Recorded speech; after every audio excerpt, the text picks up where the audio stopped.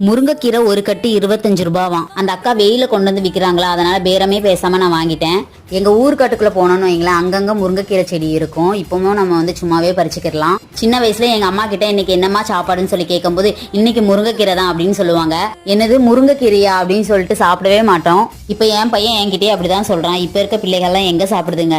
அன்னைக்கு பாத்தீங்கன்னா லஞ்சுக்கு முருங்கைக்கீரை பொரியல் பண்ணிட்டு காராமணி குழம்பு தான் வச்சிருந்தேன். பிரேக்ஃபாஸ்ட்டுக்கு பாத்தீங்கன்னா புட்டு மாவு இருந்துச்சு. என் பையனுக்கு வந்து புட்டு ரொம்பவே பிடிக்கும். ஸோ அதை தான் அன்னைக்கு பண்ணியிருந்தேன்.